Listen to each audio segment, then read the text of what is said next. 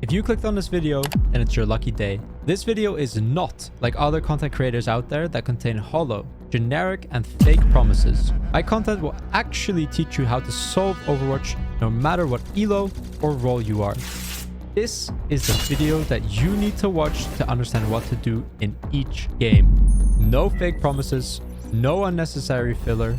By the end of this video, your view on Overwatch will have been transformed forever.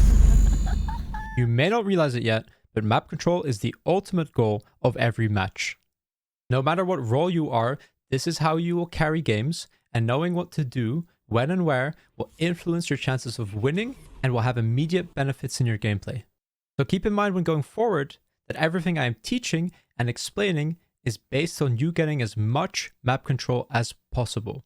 This is because map control gives us an advantage over our opponents. It gives us a resource advantage. And with this, we should win every fight. So let's start with the word resources. You might think you know what resources are, but resources is everything from a player's character, which can range down from the ammo they have in their clip to their big ability cooldowns. And not understanding how to use them will take away from our ability to control the map. It is crucial for you, the player, to understand how you need to reserve your resources. You watching this right now probably throw away resources with no regard to map control. Or even worse, walk into disadvantaged positions.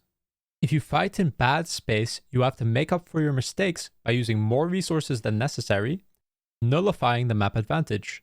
Since the game boils down to resources, you will need to know how to use them properly and make the enemy use more than you. However, to make you understand that, I need to teach you this first. Straight from our spawn doors all the way to the objective, we can find chokes and high grounds, and you will notice that in between all of this space, Blizzard has added in tons of objects that we can break line of sight with. And in between these breaks are the open areas that are extremely dangerous to be in. So listen closely, because this pattern will help you understand Overwatch in a way you've never seen it before. You'll notice that from a corner, there's open space, which leads to a corner, which leads to open space, which leads to a corner, which leads to open space. And this repeats all across every map. So all we have to do is avoid the open spaces and make the enemy team walk into the open spaces, right? Yeah, exactly. It's really simple to understand, yet so many players at all elos fundamentally misunderstand how to abuse this to their advantage. Now, a key characteristic of these open spaces is that they are exposed to multiple angles. Therefore, there are more ways for the player to be caught off guard or to be put in a disadvantaged state. So I want you to imagine if a Reinhardt were to walk into this open space and a shield were to break, what would happen to him? What's going to happen to Reinhardt is he's going to die before he makes it back to cover. So you see now that resources are part of the equation. We will have to use more resources to cross these dangerous territories to get to safe ones. There we can recover our resources so we can push out again. This is the cyclical nature of Overwatch. Now, some of you might have been thinking, well, how about I just never go into that open space and then I always have an advantage? Well, you would be correct. However, Overwatch is an objective-based game which forces the team that wants the objective to cross these open spaces to get there. Therefore, that is the defender's advantage, the advantage of having map control. However, I still need to teach you on how to control space, and it's so important that every role knows how to do this. Look at this shape, because this is your new best friend. This is so incredibly useful. You can see here, the short part of the L is where you want to be. So if you're around a corner, you can jiggle peek back and forth, apply pressure to the enemy safely, and, if something goes wrong, duck behind cover. This part of the line is where you don't want to be. As you know, if something goes wrong, you can't immediately duck behind cover, and you have to spend a long time getting back to safety. If we apply the shape to the corner, open space, corner, rotating pattern, you will see very quickly that we can easily break down each map with it. We want to make the enemy team cross into the open space so that we can save our resources. And this is why high grounds, corners are so important, because then we can control our engage timings without exposing ourselves. But another pattern that I want to see is on my YouTube page, because for every view, I would love to see a like and a sub. It's free, and I know I will make you better at Overwatch, and it's not something that you will regret. Trust me. Now, of course, Overwatch isn't so linear like this, but this understanding is an amazing way to build a pattern out of the map and start to develop knowledge on how to tackle it. Because hopefully what my video has done so far is just teach you the basics. You can start to test out all the millions of questions that come with it. As the way that we control space is dependent on these resources, and each hero has different strengths and weaknesses and power spikes. As a quick example, with Zarya, she will want to bait the enemy into her and then fight back with her bubbles to try and contain them in the bad space. So if you were against a Sigma, you would want to bait him in, wear down his resources, and overwhelm him. However, against something like a Reinhardt, who is better brawl and works better in close range, she wants to make sure she can whittle down his shield while falling back to her next corner, trading space for damage, all the while waiting for either a pick that allows her to now overwhelm the Reinhardt, or she'll have to continuously give up space until a condition is met where she has the resource advantage. I'll get into a little bit later what it means to trade space for resources, but before I can do that, I really need to explain this next concept first. I want you to envision your tank as a line. Everything behind it is your friendly space, and the enemy team has the same thing. I want to run through some in-game examples now to show you these concepts in action. The blue team's Reinhardt is hiding behind them, so he's not contesting and holding space at the choke. The Bastion does not adapt to that and soaks the entire enemy team. And as a consequence, because he's too far into the open, he dies. Naturally, the attacking team is moving forward to take more map control, and if we look at the Genji, he's bypassing the negatives of a choke by going at an off angle. And because of this, he saves his HP and his resources, and he notices that the Bastion is out of position and within his range. And so by getting that kill, he has eliminated a resource. What most DPS players fall into is this trap of, well, we have an advantage, let's keep it going. And he instantly dashes into open space. Now, as a consequence of this, he dies. This is because after he got the Bastion pick, he should have checked to see how his team was doing. He would have noticed that his Hanzo was dead, therefore this would have been a 4v4. But more importantly, his Reinhardt was dead.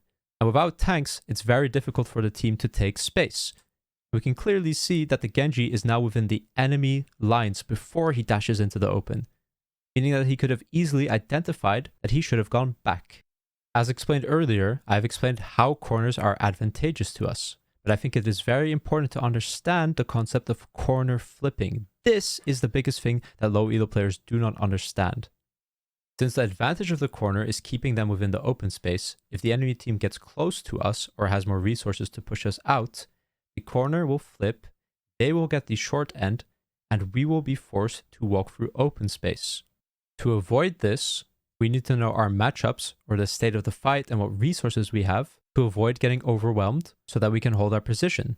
But it is very uncommon to just hold your space. So if we look at the Bastion example again, we can see that he is too far away from his team, he's alone and isolated, meaning that he's very susceptible to being caught out.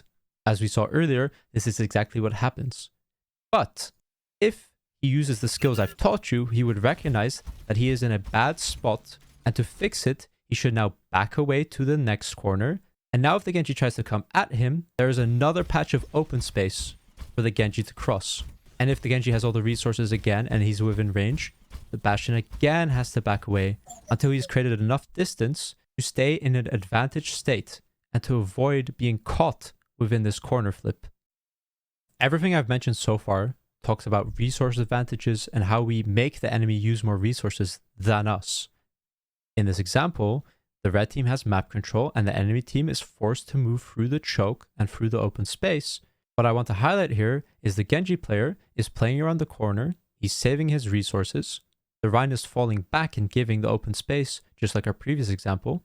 And when the enemy team starts to move through the choke, the Genji uses this as a timing to flank around their line of sight, where he finds a low HP support that is easy to finish off. You might think this is lucky or random, but no. Because the enemy team is moving through and she's not getting the proper peel, it means that the Genji can easily finish off the target and not have to worry about being turned on. Now I want to talk about the ultimate resource. Get it? We have to start transforming our view of ultimates as a way to control and manipulate the space. And the likelihood of this Reinhardt hitting a shatter is incredibly high when an enemy team doesn't have their bubbles, they don't have the dashes or the wraiths, or they're preoccupied with something else. And because they're in open space, when he hits the shatter, they have nowhere to run, nowhere to hide, and he's commanded and taken back that space by using a resource. We should use every ultimate like this. If we use ultimates too early, before the enemy team has committed resources and committed intention to take space, they can easily wait it out, use all their resources to counter it, and you will get no value out of your ultimates. This is the easy fix to that.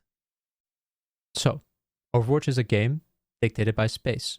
Our map control allows us to pressure out the enemy, bait them into open spaces, where they will have to use more resources than us.